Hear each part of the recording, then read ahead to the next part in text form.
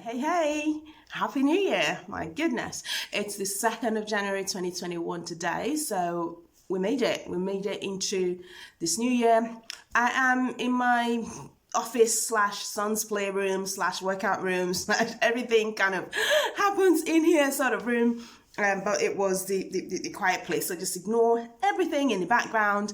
I wanted to get a video out at the start of this year, just starting out, and just touch on some points to do with finances, some things you can be doing now to set yourself up right for the year that is just starting ahead. Now, 2020 was a rough year for a lot of people, in health, in finances, jobs that were lost, all sorts of things.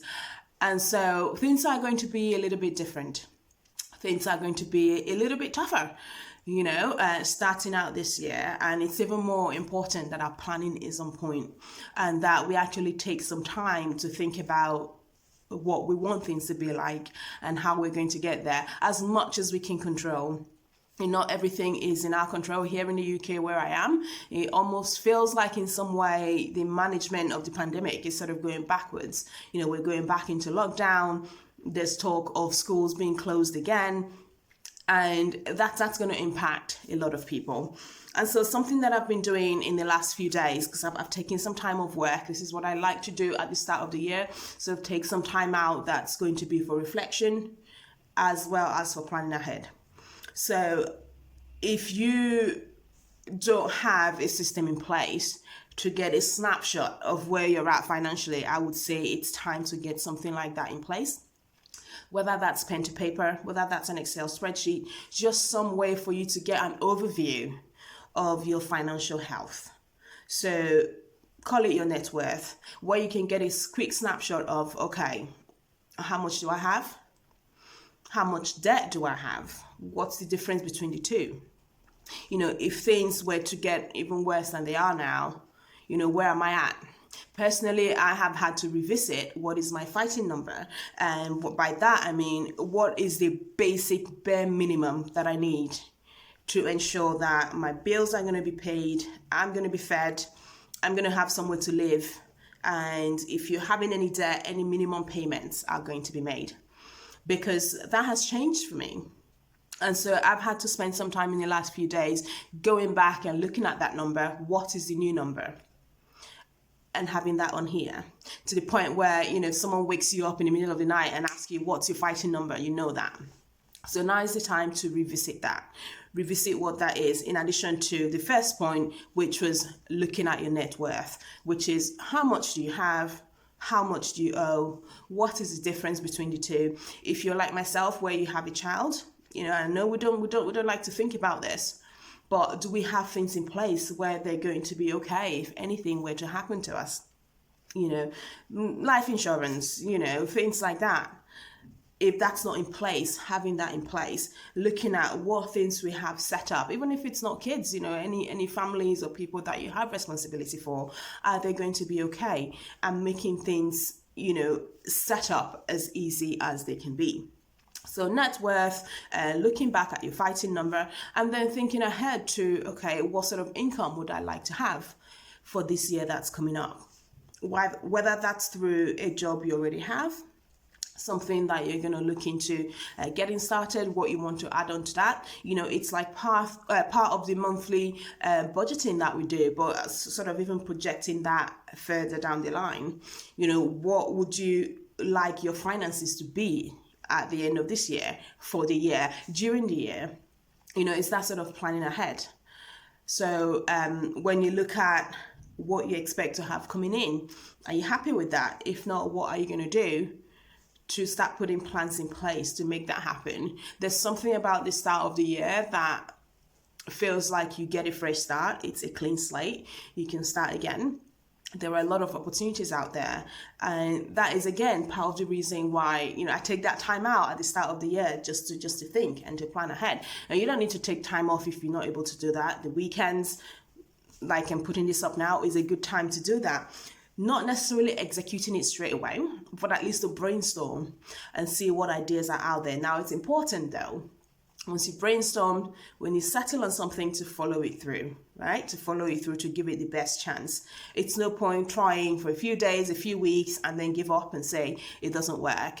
You know, you got to keep at it. If you need to take a break, come back. But right now is about at least getting that process started, getting that brainstorming done, revisiting, which is this point number 3 or point number 4? I should have made notes, but you know, here we are.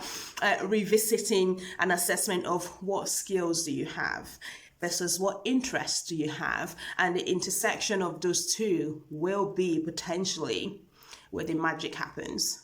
So it's time to perhaps revisit that. That's something that I still need to do myself before I go back to work as part of the assessment. So it's taking some time out to look at, right, let's revisit my skills, let's revisit my interest, where do they overlap, and is there a money-making potential there?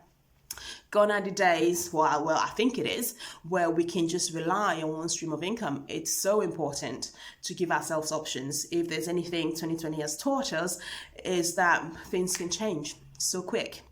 So as part of this start of the year review, just to reassess things again. I mean, you might find out that nothing has changed, but at least you've checked it. And that is correct.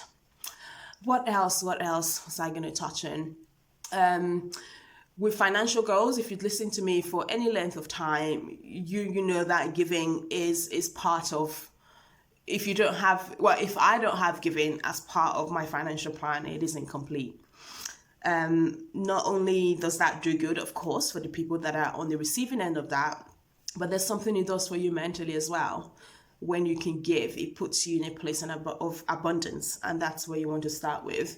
I don't advocate a fixed amount. It's up to you what's right for you, but there's something about that is good for the soul, is good for the mind, and obviously does good for the people that are receiving it.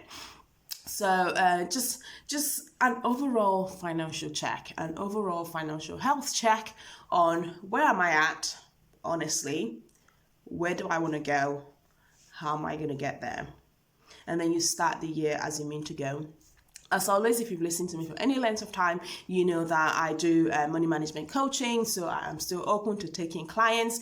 It's a 12-week program where I take someone from completely not knowing anything about money management to feeling confident that they can do it. You know, it's the mental work that goes into that as well. So if that is something that you'd like to work with me on, you know, drop me a message. Let's see if we're a good fit. You know, we'll have a call, see if it's something that I can help you with.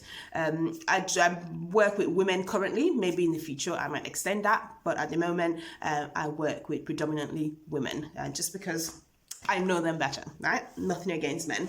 So that was what I wanted to say. I'm not going to make this too long. It's currently snowing here, which is beautiful. Apart from finances, look after yourself as well, you know, physically, mentally. You know, we need a lot of resilience. We need a lot of resilience to get through this.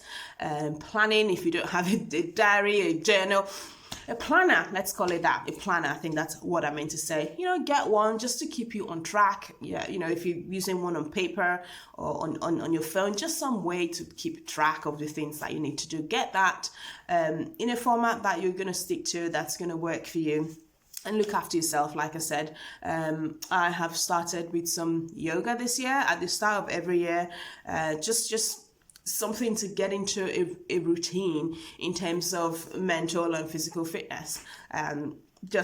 We are going to need it to get through the next few months, because I don't know where you are, but here in the UK, it's not over. Like I said, there's still a lot of challenges ahead, and without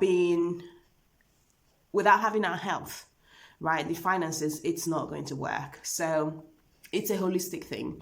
Think about it holistically.